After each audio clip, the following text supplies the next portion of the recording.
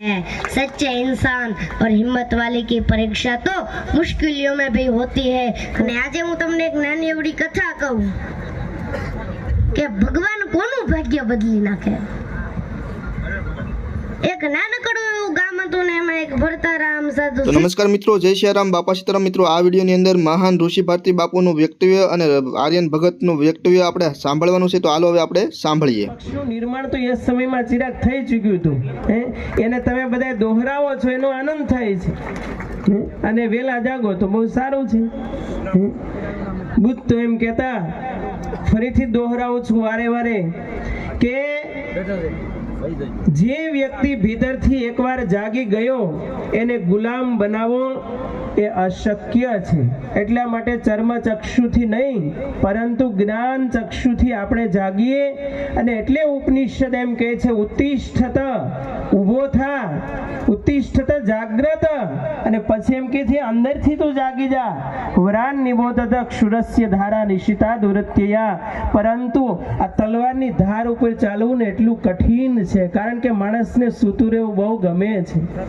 સવારે કોઈ માં દીકરા દીકરીને જગાડે ને તો અંદરથી ગુસ્સો આવતો હોય, પણ એ માને ખબર છે આ જાગશે ને એમાં જ એનું કલ્યાણ છે। અને અમારા સંતોનું આ જ કાર્ય છે। બસ તમે ભારત વર્ષની 26 કરોડ કોળીને ઠાકોર સમાજ જાગી જાય એટલે સમજો કે તમે શાસક પક્ષમાં આવતા વાર નહીં લાગે।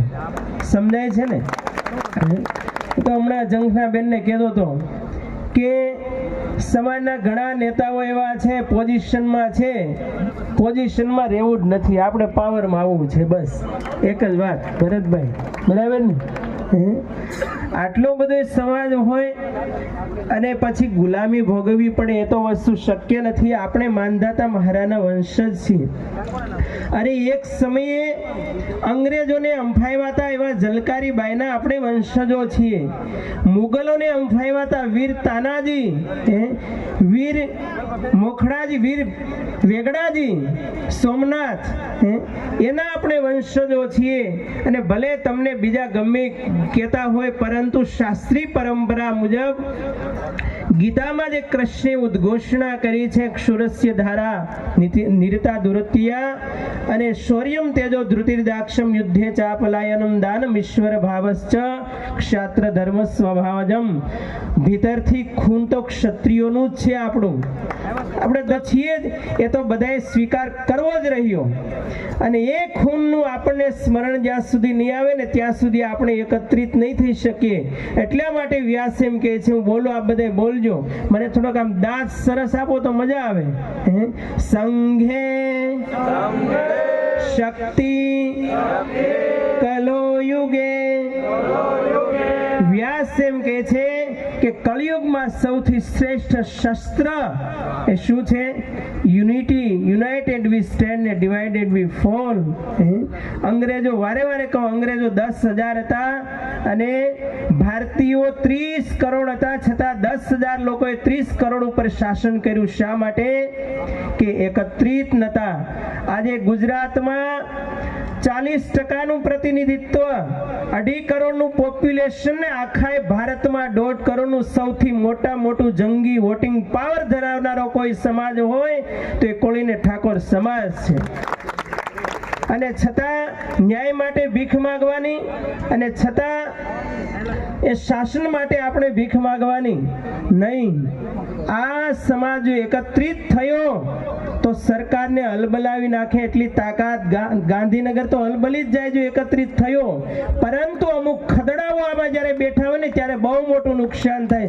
એટલું યાદ રાખજો કે બહારના દુશ્મનો જેટલું નુકસાન નથી કરતા, અંદરના ખદડાઓ દુશ્મનો બની નુકસાન કરે છે સમાજને। અને એટલા માટે આપણે વૈદિક પરંપરા રહી છે, સંગચ્છદ્વમ સંવદદ્વમ સમનો મનાંસી જાનતામ। આ પરંપરા આપણી રહી છે, એનું સ્મરણ હંમેશા કરવું જોઈએ। અને બીજું કે ભગવાન બુદ્ધ જે ભીતરની શિક્ષિત થવાની વાતો કરતા હતા, એ શિક્ષણ પણ આપણે લેવું જ રહ્યું। જે સમાજ, તમે બધાએ વારે વારે સૂત્રો લખો છો, શિક્ષણથી જ પરિવર્તન આવશે, તો એ સૂત્ર સરાહનીય છે।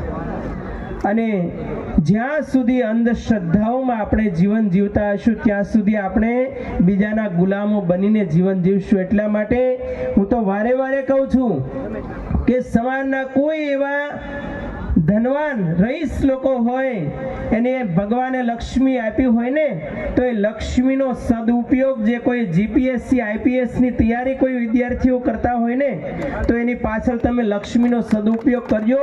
એ સૌથી મોટું પુણ્ય છે. મંદિરોમાં તમે ધ્યાન આપો, માંડવામાં તો હું શ્રદ્ધા ધરાવતો નથી એટલે મને માફ કરજો, કારણ કે હું તો વેદાંતી છું. એટલે એમાં કદાચ તમે ખર્ચો કરતા હોય એના કરતા આવી દિવ્ય ચેતનાઓ જે ચેતન મંદિરો છે એ ખૂબ સમાજનું, પરિવારનું, રાષ્ટ્રનું આખું પરિવર્તન લાવી શકે એટલી તાકાત ધરાવે છે. એની પાછળ જો તમે પીઠબળ બનીને નહીં ઊભા રહો તો હું તો કહું એ તમારું લક્ષ્મી છે ને, લક્ષ્મી છે જ નહીં. એટલા માટે આવા સત્કાર્યોમાં લક્ષ્મીનો સદુપયોગ કરજો. અને ફરીથી અમારા સંજયભાઈ અને એની સમગ્ર ટીમને એકવાર જોરદાર તાળીઓથી વધાવીએ.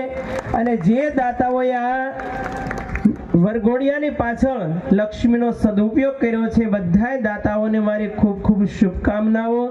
દાન, ભોગ અને નાશ આ 3 ગતિ બતાવી છે ત્યારે એ લક્ષ્મીનો આવા સદુપયોગ કરે છે ત્યારે ખૂબ માનદાતા મહારાજ એમને લક્ષ્મી આપે, એની પ્રતિષ્ઠા વધે અને આવા સત્કાર્યોમાં લક્ષ્મીનો સદુપયોગ થતો રહે, સેવાનું ખૂબ બળ આપતા રહે અને નવલ દંપતીઓ જે છે એમના આધ્યાત્મિક અને ભૌતિક બંને મનોરથ સિદ્ધ થતા રહે એવી શુભકામના સાથે બોલીએ માનદાતા મહારાજ કી. ઓમ નમઃ પાર્વતી પતયે. હર હર હર. અને હમણાં જે ચૂંટણીઓ ગઈ છે એમાં બધા સમાજના જે આગેવાનો ચૂંટાઈને આવ્યા છે એ બધે વિજેતાઓને ફરી શુભકામનાઓ. ઓમ નમો નારાયણ. જય માનદાતા. होती है जिसके हाथ भी नहीं होते. અને માણસ તમારા અંદરની નફરતોને ખાલી 1 જ મિનિટમાં ઓળખી જાય છે. માણસ તમારા અંદરની નફરતોને ખાલી 1 જ મિનિટમાં ઓળખી જાય છે, પણ તમારી લાગણીઓ સમજવામાં એમને વર્ષો લાગી જાય છે. અને રોકાણ ત્યાં જ કરવું કે જેથી પાછું આવે, કે રોકાણ ત્યાં જ કરવું જેથી પાછું આવે. પછી એ પૈસા હોય, લાગણી હોય, સન્માન હોય કે પછી સમય.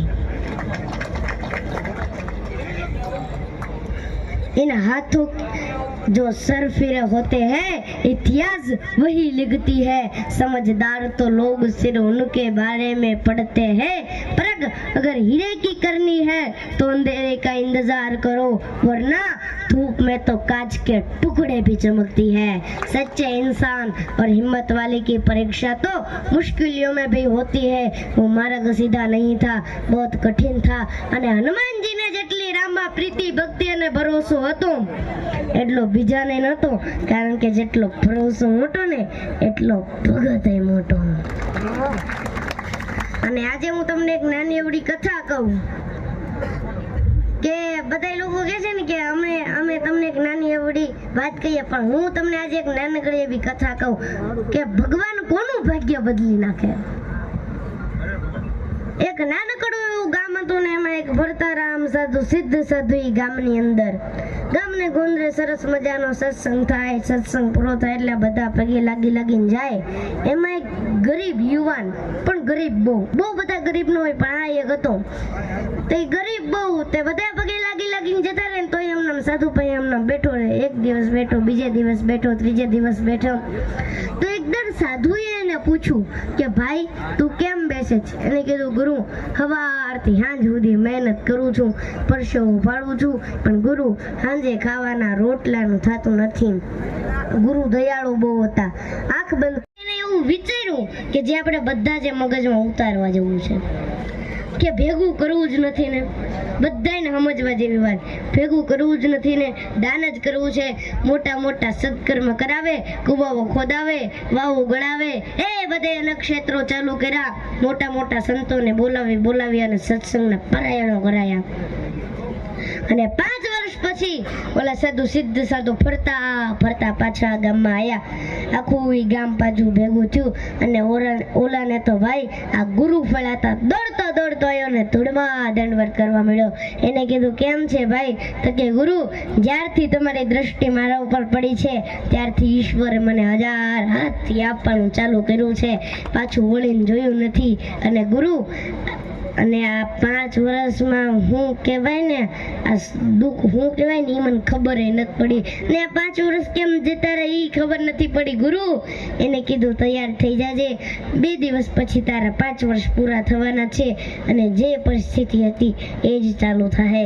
એને કીધું કાંઈ વાંધો નહીં ગુરુ, આ 5 વર્ષમાં મારે જે કરવાનું હતું ને એ મેં કરી લીધું, પણ પુણ્ય બહુ ભેગું કર્યું છે.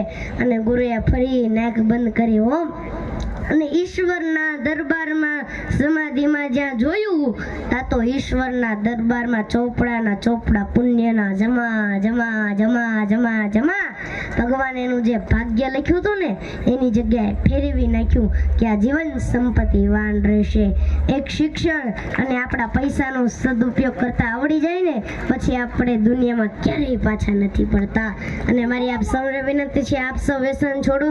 તમે નહીં તો બસ તમારા પરિવાર માટે તમે એક વ્યસન છોડજો અને આપ સૌ અનેક નહીં પણ એક થઈને રહો. આટલી મારી વિનંતી છે. આટલી જ વાત સાથે મારી વાણીને વિરામ. જય શ્રી રામ.